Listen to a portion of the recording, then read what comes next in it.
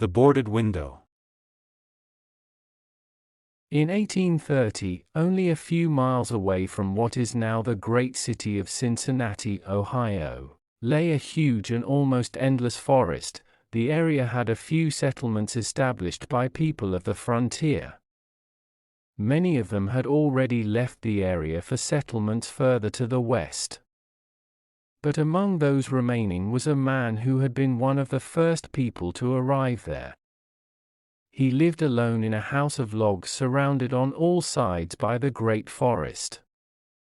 He seemed a part of the darkness and silence of the forest, for no one had ever known him to smile or speak an unnecessary word.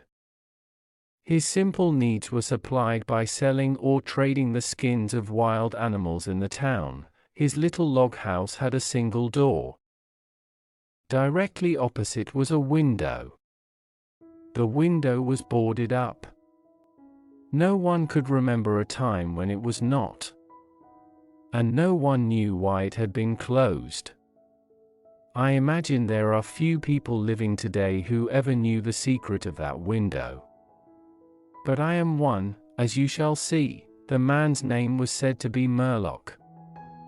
He appeared to be 70 years old, but he was really 50. Something other than years had been the cause of his aging. His hair and long, full beard were white. His gray, lifeless eyes were sunken. His face was wrinkled. He was tall and thin with drooping shoulders, like someone with many problems. I never saw him. These details I learned from my grandfather. He told me the man's story when I was a boy. He had known him when living nearby in that early day. One day Murlock was found in his cabin, dead. It was not a time and place for medical examiners and newspapers. I suppose it was agreed that he had died from natural causes, or I should have been told, and should remember. I know only that the body was buried near the cabin, next to the burial place of his wife. She had died so many years before him that local tradition noted very little of her existence. That closes the final part of this true story, except for the incident that followed many years later. With a fearless spirit, I went to the place and got close enough to the ruined cabin to throw a stone against it. I ran away to avoid the ghost which every well-informed boy in the area knew haunted the spot. But there is an earlier part to this story supplied by my grandfather. When Murlock built his cabin, he was young, strong, and full of hope. He began the hard work of creating a farm. He kept a gun, a rifle, for hunting to support himself. He had married a young woman, in all ways worthy of his honest love and loyalty. She shared the dangers of life with a willing spirit and a light heart. There is no known record of her name or details about her. They loved each other and were happy. One day Murlock returned from hunting in a deep part of the forest. He found his wife sick with fever and confusion. There was no doctor or neighbor within miles. She was in no condition to be left alone while he went to find help. So Murlock tried to take care of his wife and return her to good health. But at the end of the third day, she fell into unconsciousness and died. From what we know about a man like Murlock, we may try to imagine some of the details of the story told by my grandfather. When he was sure she was dead, Murlock had sense enough to remember that the dead must be prepared for burial. He made a mistake now and again while performing this special duty. He did certain things wrong. And others, which he did correctly, were done over and over again. He was surprised that he did not cry, surprised and a little ashamed.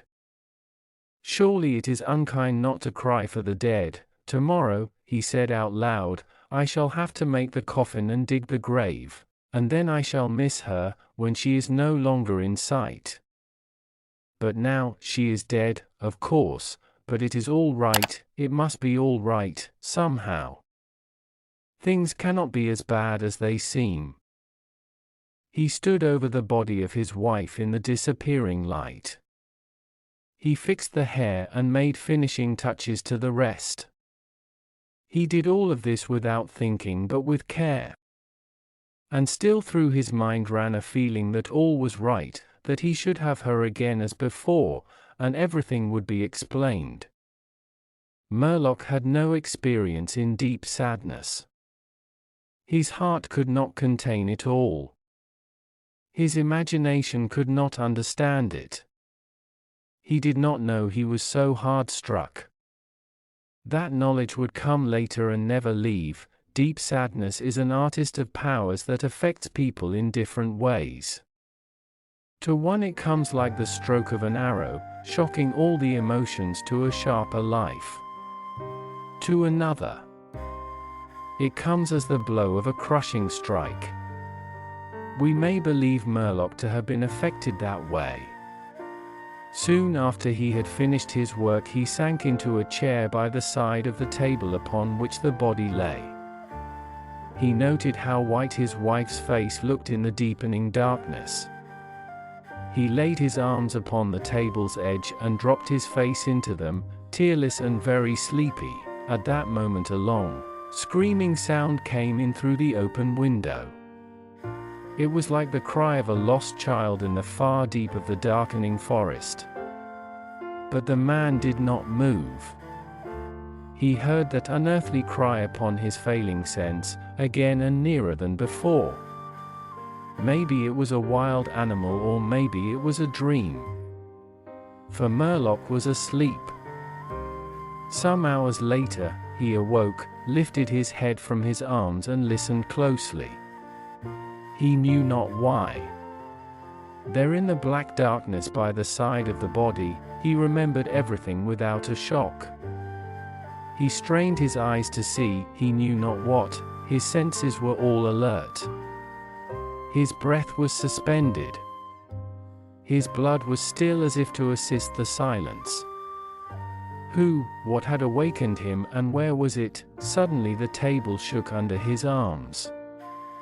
At the same time he heard, or imagined he heard, a light, soft step, and then another. The sounds were as bare feet walking upon the floor. He was afraid beyond the power to cry out or move. He waited there in the darkness through what seemed like centuries of such fear. Fear as one may know, but yet live to tell. He tried, but failed to speak the dead woman's name. He tried, but failed to stretch his hand across the table to learn if she was there. His throat was powerless. His arms and hands were like lead. Then something most frightful happened. It seemed as if a heavy body was thrown against the table with a force that pushed against his chest. At the same time he heard and felt the fall of something upon the floor. It was so violent a crash that the whole house shook. A fight followed, and a confusion of sounds impossible to describe. Murlock had risen to his feet. Extreme fear had caused him to lose control of his senses. He threw his hands upon the table. Nothing was there. There is a point at which fear may turn to insanity, and insanity incites to action. With no definite plan and acting like a madman, Murlock ran quickly to the wall.